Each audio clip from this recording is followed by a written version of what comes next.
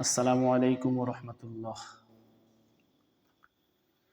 ক্বালা রাসূলুল্লাহ সাল্লাল্লাহু আলাইহি ওয়াসাল্লাম ইন্না মিন ইজলালিল্লাহি তাআলা ইকরামা যিশ শাইবাতিল মুসলিম ওয়া হামিলিল কুরআনি গায়রিল গালি ফীহি ওয়াল জাফি আনহু ওয়া ইকরামা যিশ সুলতানিল মুকসিত। এটা হাদিস, এটা আছে সুনানে আবু দাউদ 4843 নম্বর, সনদ হাসান। এবং ইমাম নববী পৃষ্ঠা নম্বর 27, তালখিসুল হাবির, হাফেজ ইবনে হাজার, হাদিস নম্বর 762। রাসূল সাল্লাল্লাহু আলাইহি ওয়াসাল্লাম বলেন, ইন্না মিন ইজলালিল্লাহি তাআলা,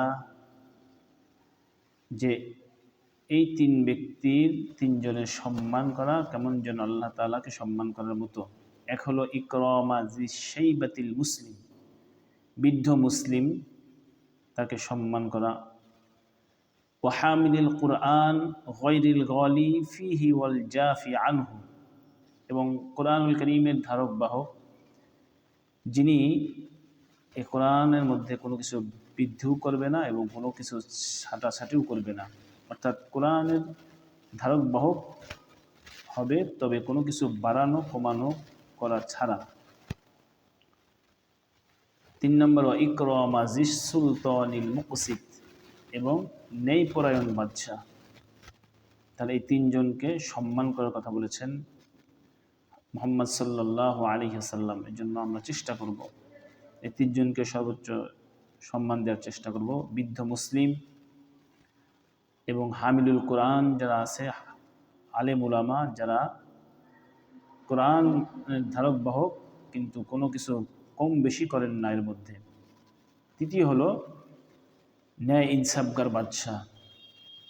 এবং অন্য জায়গার মধ্যে বলেন, আরেকটা হাদিস মুসনাদ আহমদের 22755 নম্বর হাদিস, এবং মাজমাউজ জাওয়ায়েদের 532 নম্বর হাদিস, লাইসা মিন উম্মতি মান লাম ইউজিল্লা কাবীরুনা।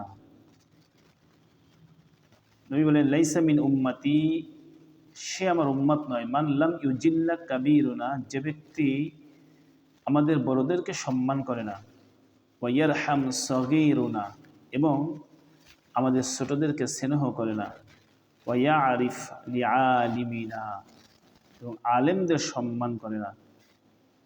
তাহলে এই তিন ব্যক্তির যারা সম্মান করবে না, অর্থাৎ বড়দের সম্মান করে না, ছোটদেরকে যারা স্নেহ করে না, এবং হক্কানি উলামা ইকরামদেরকে যারা সম্মান করেন না, শ্রদ্ধা করেন না, রাসূল বলেন লাইসা মিন উম্মতি, সে আমার উম্মত নয়।